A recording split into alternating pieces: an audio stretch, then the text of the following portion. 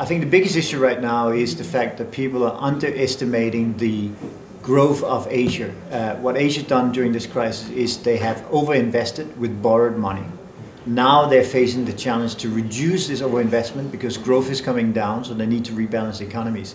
And that will in itself have a very negative impact on German export and European export overall, because if this overinvestment becomes disinvestment, we will see a much slower global growth. So Asia will impact world growth negatively this year.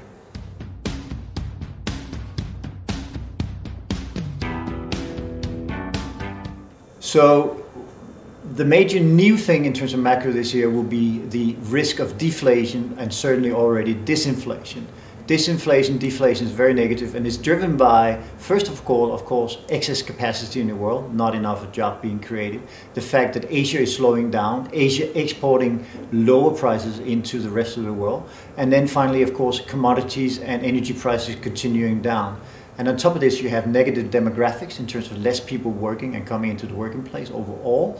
And finally, the race against machine technology is not really contributing enough in terms of new jobs in productivity and other ways. So we have a very strong force towards lower prices as a first derivative of much lower potential growth in the world. So again, a pretty negative story in terms of the impact of the economy, and very risky for people with debt, because deflation is the worst thing that can happen to people with debt, because now they're getting taxed instead of being held by inflation.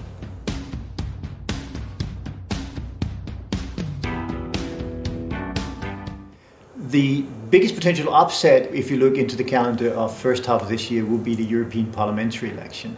What is interesting over the last couple of weeks is that in Europe, and certainly Northern Europe, the concept of welfare tourism is becoming a major issue. And why that is important is, of course, because the far left and the far right can agree that they do not want these migrant workers out of Romania and Bulgaria coming in stealing their jobs.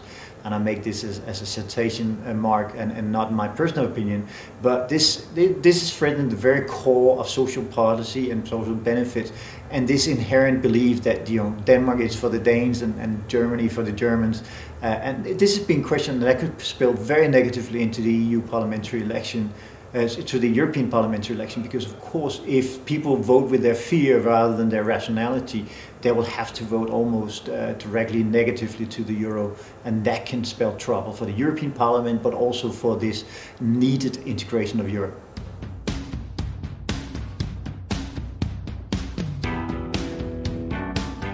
The maybe most positive potential outcome this year will be that ECB finally caves in and becomes fully QE converted.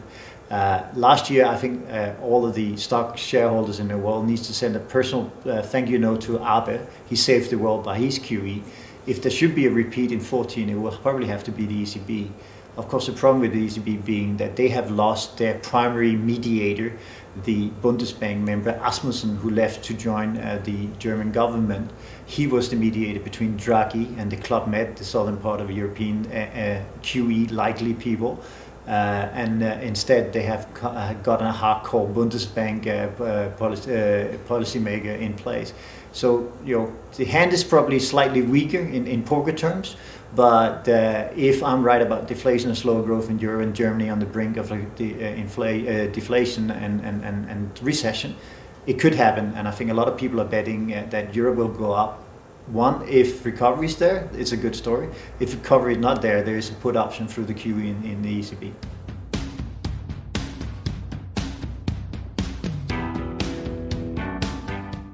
In terms of combining all of these major themes of potential upset, what I do think the catalyst you want to watch is the Fragile Five. These countries in Asia, which is running current account deficits and who traditionally has been some of the net positive impacts on world growth. These are South Africa, Turkey, India, Indonesia, and Brazil. These countries are under severe pressure because their growth is all of a sudden coming down. The current account deficits are increasing, so the financing needs of the countries are increasing at a time where everything being equal, the amount of credit available to these countries are smaller. The only way to remedy this is to make the currency much weaker. So the five fragile currency will be your mirror of how good is the world in terms of recovery. As long as these currencies are weakening, the world growth are weakening. So use that as a catalyst and be short at least in the first quarter.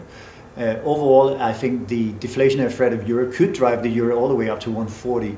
And one thing that is guaranteed, if euro is at 140 this year, then we also probably have a higher risk of deflation and certainly higher unemployment rate through less competitiveness.